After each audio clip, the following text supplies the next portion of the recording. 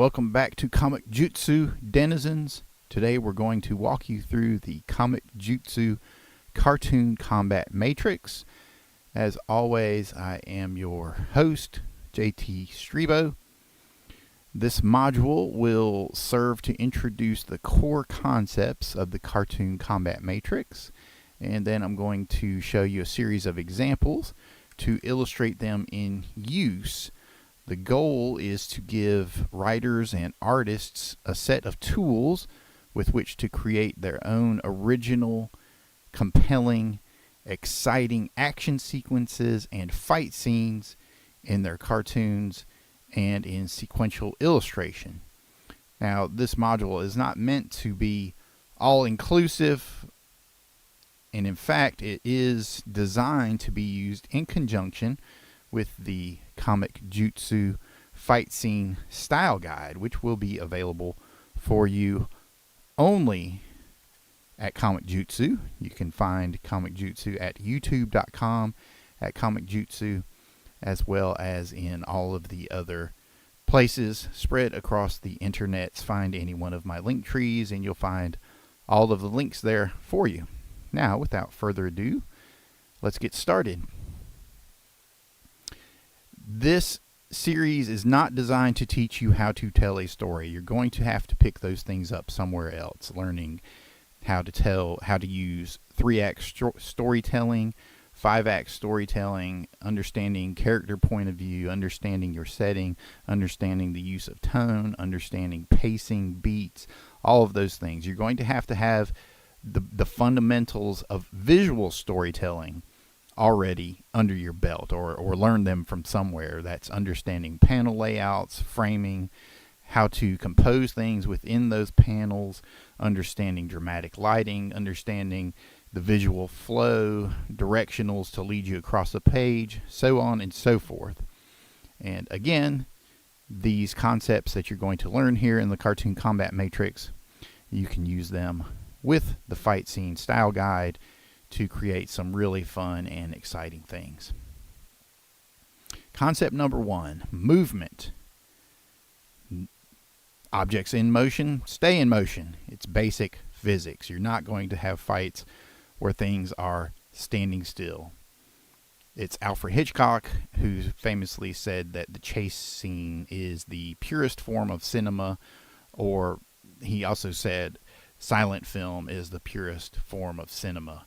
Walking, running, entering, grabbing, ducking, jumping, falling, climbing. This is an element. This is a concept. It's a part of the Matrix. You're going to see the Matrix is this arrangement of circles because the elements can change back and forth. They're interchangeable, they're interlocking, and they're ever moving. Concept 2, action. Something is attacking. An accident happens. Some sort of inciting incident happens or occurs. It's action, whether it's a punch, it's a kick, it's a tackle, it's a car driving towards you, it's a piano falling from the top of a building, it's a boulder rolling inside the cave towards Indiana Jones. It's action, action, action. That is the second core concept of the Cartoon Combat Matrix. Number 3, the reaction. Defending oneself. Reacting to that boulder rolling towards you. You turn and start to run. Right? We go back to movement. You are seeing that piano falling towards you from the top of the building. You're improvising. This leads you almost immediately right back into movement. But it is a direct reaction to the previous action and or movement. Boom. That gives us our complete Cartoon Combat Matrix. These 3 core concepts, when used together, constantly interchanging, constantly one provoking the next, returning to the original. Arranging these in original and unique ways is what gives us our original, exciting action sequence and fight scene. Physical action should vary. Fists one time, guns another. The idea is to avoid monotony. This quote is from Lester Dent. It was written in the Steranko History of Comics, Volume 1, page 20. And you see in the background the shadow, those illustrations from various shadow covers. This is a pre-Golden Age, pre-superhero, pulp-era quote. The pulp heroes were part of the superhero DNA of what we use today. The living, breathing heartbeat of it all goes all the way back to those original pulp stories. Here we have a great quote from Lester Dent to help us in using our cartoon combat matrix. If you stand close to a train as it's speeding through a station, you can feel it. It almost knocks you down. But if you look at the same train from a distance of some 2 miles, you don't feel anything at all. If you're going to show two men fighting with each other, you're not going to get very much by simply photographing that fight. The photographic reality is not realistic. The only way to do it is to get into the fight and make the public feel it. In that way, you achieve true realism. Alfred Hitchcock from Hitchcock Truffaut, page 265. To illustrate that, we have a single frame from Hitchcock's boxing film, the silent film The Ring from 1927. I've read multiple interviews with Jack Kirby when he was alive, may he rest in peace, and the great Will Eisner, where they talked about learning storytelling elements from silent films or from films in general. They both specifically cited Citizen Kane, that they would go every week, almost like clockwork, and watch Citizen Kane and pick up ideas for transitions or how to tell a story or whatnot. So here we see this one single frame. Without knowing anything else about The Ring, you can tell we're punched in nice and close.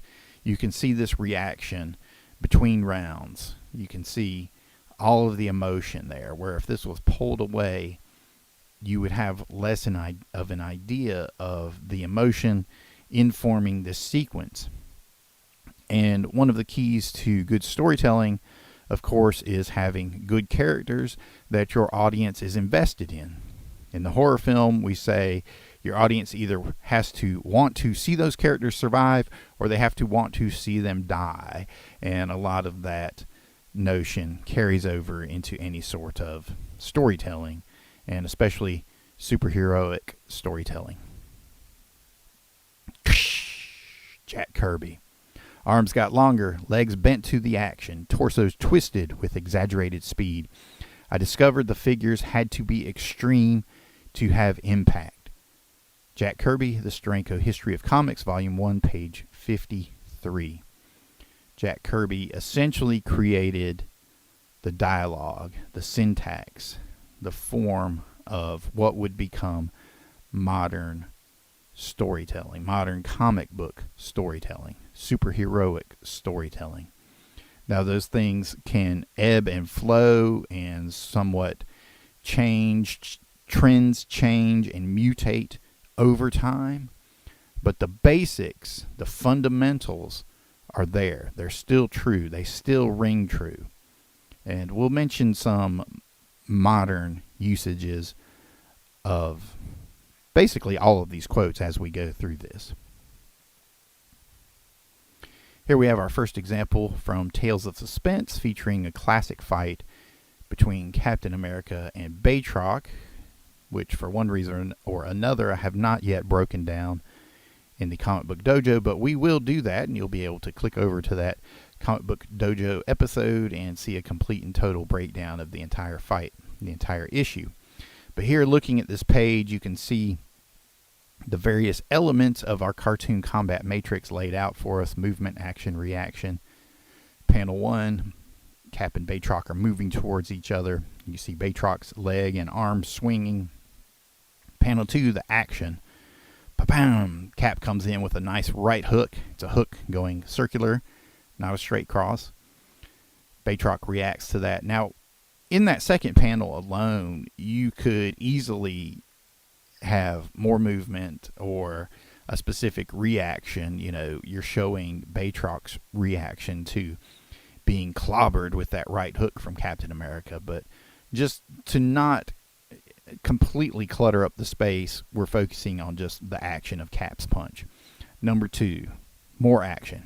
Cap comes in with a nice combination backhand, also a shield smash, shield bash, right into Batroc. Now here you see Batroc's body has completely lifted from the floor. He's horizontal, parallel to the ground, almost like Patrick Mahomes diving to throw the ball in a losing effort against the Tampa Bay Buccaneers in the Super Bowl. This is a reaction. Again, it could be seen as movement.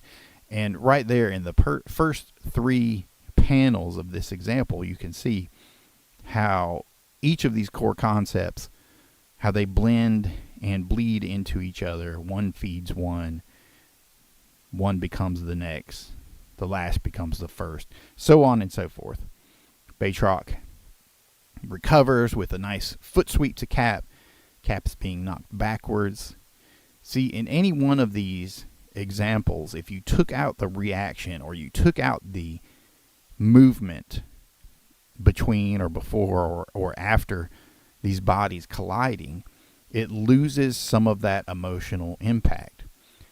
Cap recovers with a nice chop to Batroc, bringing him low. It's more action. Another action. Cap clobbers him, coming up from the floor with a nice right cross this time, followed up with an overhand right, followed up with a double shield bash, uppercut combo, reaction, Batroc laying defeated on the floor, movement, Cap stands over him, ready for more. I tore my characters out of the panels. I made them jump all over the page. I drew the hardest positions a character could get into, so I had to get my characters in extreme positions. Jack Kirby, Will Eisner's Shop Talk, page 211. Our next example is from the Fantastic Four, issue 1, once again by the great Jack Kirby. Action. The Thing is smashing through the wall. Movement. The Thing is walking through the wall. Reaction. You see the bystanders reacting to the Thing, reacting to that action. So it's not just one character punching another.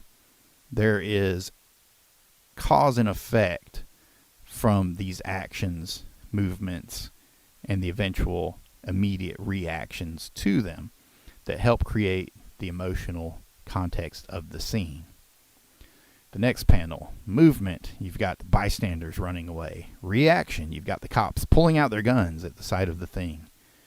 Panel 3, the Thing is moving and also reacting to being shot at. He's throwing his hands up like, hey, don't shoot at me, which also could be seen, interpreted by the cop within the story as feels like he's under attack. His action is to shoot the Thing. The Thing is just protecting himself. The next panel, action. Thing rips up the manhole cover.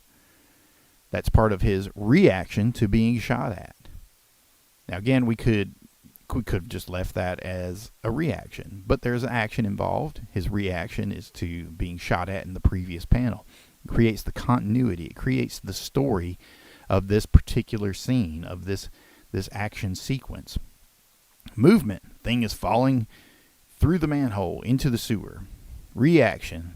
Thing is flowing through the sewer, looking up, forlorn, full of pathos, thinking about the world above that is persecuting him. Action. The Thing bursts up through the street. Movement. There's a car speeding right towards him. So you're hooked for whatever is going to happen next. You want to see what's going to happen next because you know there's movement, there's action, so there must be a reaction. Our next example is from The Mighty Thor, once again by Jack Kirby. Here we have Ulik the Troll attacking Thor. Thor's reaction is to defend. He is blocking these blows from Ulik and his mountain smashers, whatever his little knuckles are called. Action, Thor uses his hammer from blocking to drive it upwards, an upward sort of double uppercut, almost Captain Kirk style, if you will. Smashing Ulik. Great reaction of Ulik's body contorted and bent backwards. Sprack. Third panel movement as Ulik is falling. The result, this could be a reaction as well, but it's interpreted as pure movement. Once again in the frame, he's just tumbling down the page. And you can also see an exchange of psychic energy here, which is something we'll talk about in some of the other modules in this series, where Ulik begins the page as the dominant psychic force.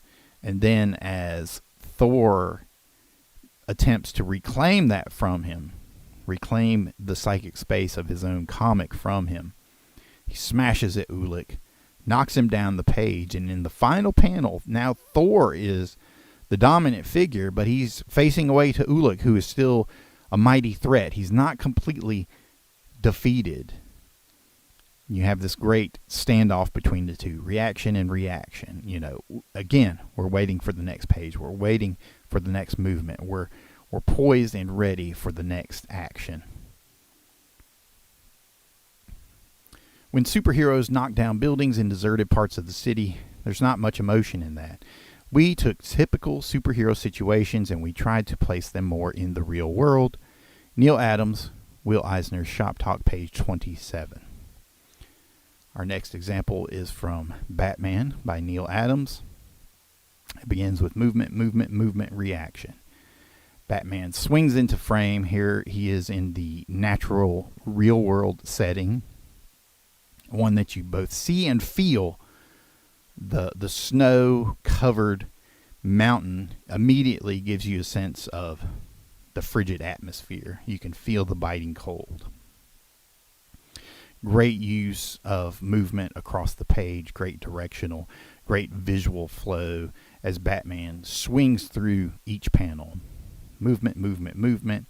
You have the threat of action when we see the rifle barrel revealed, and then the reaction, if you will, of Batman ducking out of the way and the potential sniper, preparing to react to Batman's entrance. The second tier shows the movement of our bad guy. More movement as he's looking around for Batman. He's reacting to Batman not being there. The final panel in tier 2, action as Batman reaches up out of the hole, securing an ankle pick, which he uses as a single leg takedown of sorts. You see the reaction of the bad guy to being grabbed, the reaction to him being punched with a nice left cross there from Batman. I never knew Batman was a southpaw, but he probably switches stances. And the reaction of the thug laid out unconscious behind Batman as he moves on to the next page. Every visual element in a panel, sound effects, word balloon, drawing, it's all part of the drawing, both the panel and the page itself. It was very important to me to have all that stuff working together in a way that I thought would enhance the reading experience. Walt Simonson, the Walter Simonson shoot interview from Cartoonist Kayfabe, 42 minutes, 40 seconds in. Our next example is from Manhunter, here collected in the special edition version by Walt Simonson. Top tier, panel 1. You see a car barreling through the streets towards Manhunter and Christine. There's movement, reaction. Panel 2, tier 2. Movement of the car as it continues here, shown by the action lines behind the wheel itself. You see Manhunter ducking down. That could easily, again, be a reaction and a movement. Again, the Matrix, it blends in on itself. Sometimes reactions are movements. Sometimes the action is movement. So on and so forth. Next movement, Manhunter readies his weapon. Snick, flips his blade out. Here you see a nice shrip going with the flow of the sequences there across tier 2 as Manhunter drags his blade through the gas tank of the vehicle. That's the action. Tier 3, vehicle continues barreling down the streets. Next movement, Manhunter lights his match. The action, he throws the match. Reaction, the gasoline erupts into flames. Woof, falls all the way down the streets. Woof. The car explodes. Reaction, they're looking down at the burning rubble. And this is a great example where you can see the sound effects are used in great conjunction with the visuals of the sequence itself. You know, they vary greatly just depending upon the emotional content of that particular panel, and they enhance each one.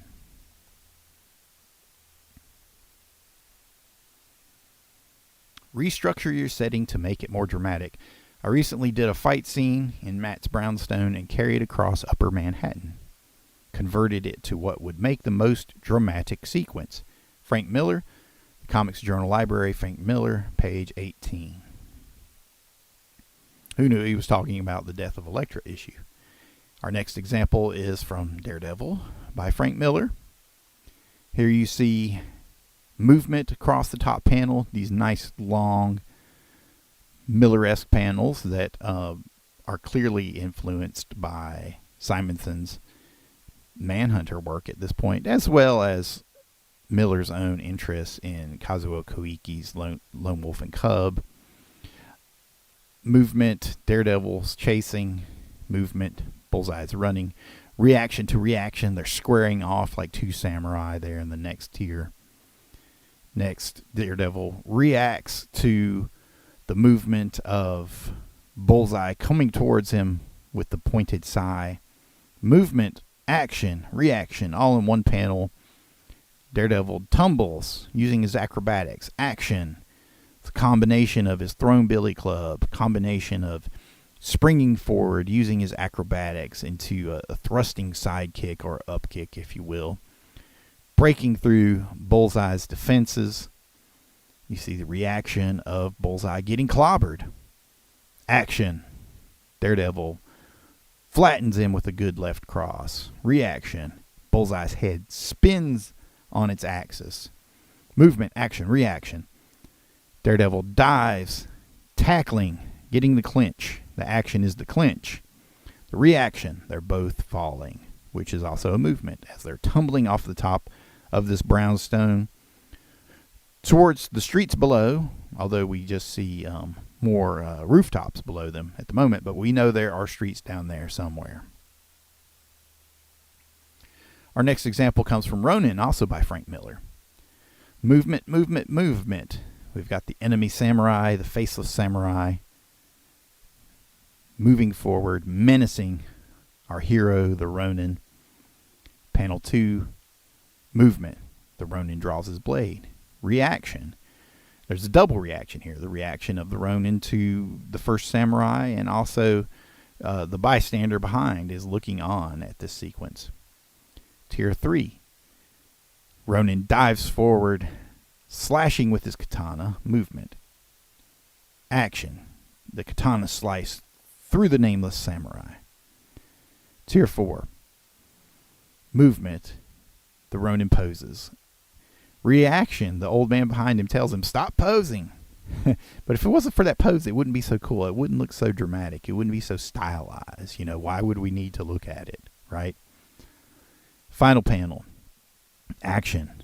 Ronin throws his blade, which is a forbidden technique for samurai. They're not supposed to throw their blades. So anytime you see that, you're seeing someone that has moved beyond the dogma of being a samurai and is just thinking about what he needs to do to survive. Reaction. Nameless samurai gets run through, reacting to this katana piercing him through his core. Movement.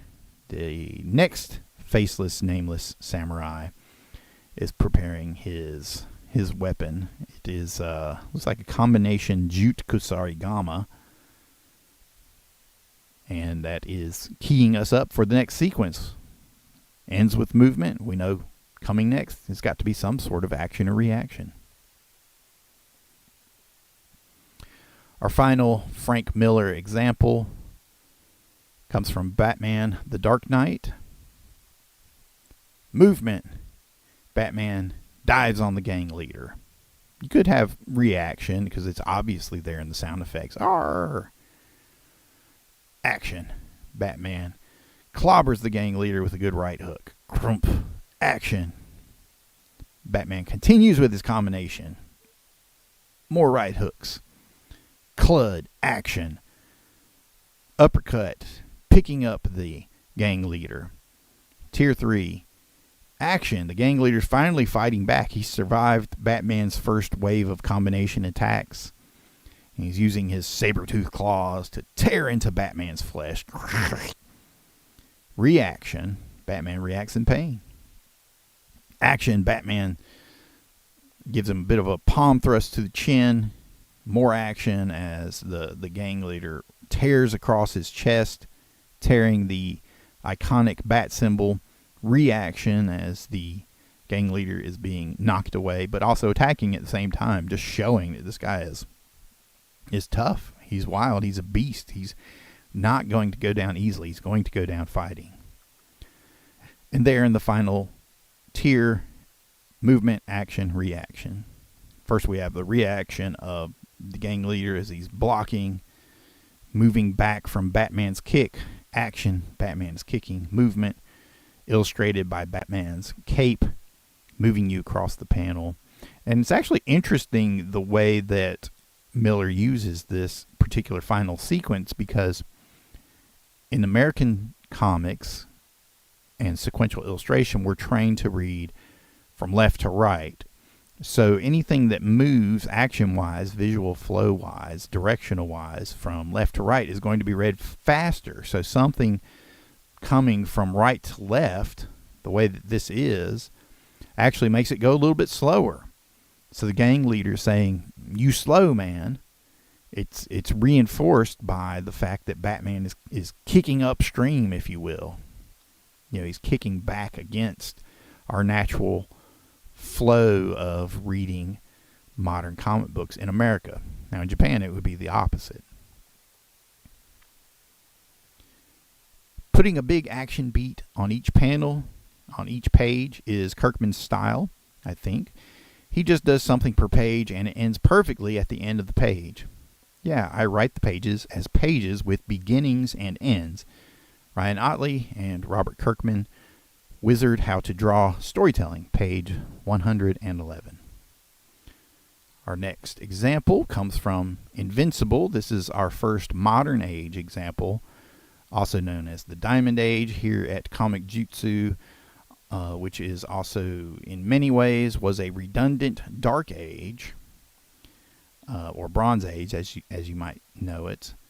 But that's a completely different conversation. So let's get back to this Invincible page.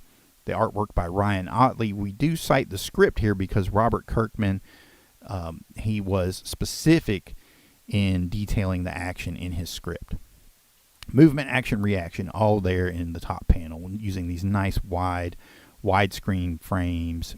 You know, it was a style that had become very common in the early Diamond Age era of comics, especially from Grant Morrison's JLA, as well as use in The Authority by Brian Hitch, and so on and so forth.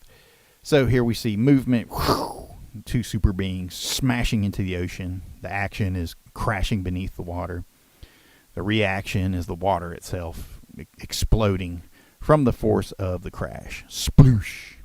Movement. Omni-Man is carrying Invincible deeper into the sea. More movement. This could also be a reaction panel, as you see that Invincible he's hurt, he's wounded, he's worn out from this exchange, and Omni-Man he's implacable, he's unbeatable. He is the irresistible force in this sequence. More movement. To the final panel.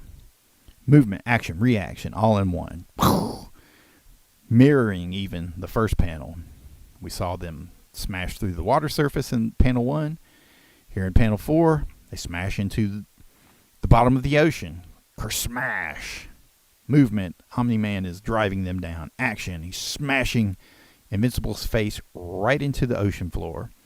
Reaction, you see the explosion of rocks and sand and debris and grit from the force of the blow. Bracka-ba-doom! Great sound effects there. And lastly, we see our current age, the troll age of comics. I felt it important to pause at seemingly awkward moments so that people could get a handle on what was happening. Like nobody knew what wrestling moves were, I wanted to spell everything out and do it in a dramatic way. Daniel Warren Johnson, The Art of Daniel Warren Johnson, page 131. Daniel Warren Johnson is, in my opinion, the best of the current troll era of comics, the best at creating exciting, emotion-filled action sequences, stories, characters you care about, fight scenes that are engaging and impactful all the way through, and he uses every element that we've discussed from the pre-pulp era, the pre-superhero pulp era, the silent film era, the golden age of superheroes, the silver age of superheroes, up to the dark age of heroes, to the modern diamond age and the current troll age. Here in Do a Powerbomb, you see it all. You see the sound effects at use. You see the close-ups for emotional content. You see the emotionally invested characters spread throughout. Here we have U.S. Steel Rose moving, rushing forward towards her opponent, Cobra Sun. The cheer carrying across the top of the page. We did actually do a full breakdown of this particular issue in the Comic Book Dojo, so you can seek out that particular episode, so I won't go through everything beat by beat once again. But here you have movement, reaction as Cobra Sun rushes to meet her, more movement as she pushes off with her foot. Panel, the Tier 2, first panel, movement of Steel Rose as she's performing the enziguri. You have the reaction of the referee. You have the reaction of Cobra Sun as he's poised for the attack. Tier 3, you have the enziguri smashing into the back of Cobra Sun's head. Crack! That's the action. The reaction is the bending of his neck, taking the impact. You feel it reverberating through his whole body. You know, that's accented by the rush of action lines behind him. Tier 4, movement in the crowd as they're moving back and forth. You have movement in the ring itself as you see Cobra Sun from a distance collapsing. That's an interesting choice, but he does that in a way that even though it takes you out of that fight in the ring, it invests it with more emotional content because you see the reaction of her daughter outside the ring. Final tier across the bottom. U.S. Steel Rose stands triumphant over Cobra Sun. Her reaction could be a movement pose to his reaction, her reaction, his movement up off the floor action, smashing her in the midsection. Her reaction, you see the great flow of hair that accentuates the literal movement and physics of the two characters. Great stuff. Movement, action, reaction, movement. All bending in, blending together, one becoming another. Movement, action, reaction. The Cartoon Combat Matrix. Here we see this in a series of examples in one single illustration. These are from cover examples. This is from an alternate cover for Batman vs. Deadpool by Daniel Warren Johnson. Here featuring the Thing from the Fantastic Four versus Big Barda, two classic Jack Kirby characters. And here you see it, movement all the way at the bottom of the image, because we see Barda is stepping through, moving forward. You could have the same movement of the Thing is moving forward because you see his leg, the knee bent behind hers. You see the action of the two punching at each other, grabbing at each other. You see the reactions of the head snapping back, the blood, spit spraying, Barda's hair being thrown in every direction. Our next example comes from the classic uncanny X-Men brawl between Colossus and the Juggernaut. This occurred in a brawl. We actually broke this issue down as well in the Comic Book Dojo. You can check out that episode. Movement all the way at the bottom, illustrated by the feet. They're both stepping through, running towards each other. Action. Juggernaut is grabbing him in a one-handed choke, ghetto choke. Action. Colossus is coming with an overhand left. Whap! Reaction. You can see Colossus's teeth is gritted. His mouth is gritted, grimaced in a rictus of pain and frustration. Reaction. You can see that Colossus snapped the head of Juggernaut, spinning it around. Action, reaction, movement. It's all there. And remembering our advice from Lester Dent, fists one time, guns another. In the superhero era, this can be fists one time, superpowers another. It could be mental powers one time, physical powers another. It could be energy powers one time, mental powers another, weather control one time, so on and so forth. Starships. Just use your imagination. It applies to all of them. Here we see a great example from Hardboiled #1 cover. The kick into the car to stop it dead in its tracks. Reaction of the car just exploding from the force of the blow. Movement of the car speeding towards our hero. All in one. Movement, action, reaction. And that's how you use the Cartoon Combat Matrix. All of the art and photos here are trademark and copyright the respective holders, whether that's Marvel, DC, Doubleday, Dark Horse, Image Comics, so on and so forth. We saw examples from The Shadow's Revenge, Mark of the Shadow, The Ring, Tales of Suspense, The Fantastic Four, The Mighty Thor, Batman, Manhunter, the Special Edition, Daredevil, Ronin Book 1, Batman, The Dark Knight Book 2, Invincible, Do a Powerbomb, Batman vs. Deadpool, Uncanny X-Men, and Hard Boiled. Remember, this is part of an ongoing series designed to give artists and writers a set of tools that they can use to make fight scenes great again, make them exciting once more, engage your readers, keep them coming back for more. And the series will continue in the Comic-Jutsu Fight Scene Style Guide, available for you only on youtube.com at Comic-Jutsu. If you have not already, be sure to subscribe to the channel, and if you enjoy the breakdowns of these various action sequences, check out my series in the Comic Book Dojo, where we break down fight scenes from some of the best fights in superhero comics, as well as some of the most important and significant encounters and appearances of our favorite heroes and villains. And we do it all right here on Comic-Jutsu. Thank you for watching. I'm JT Strebo.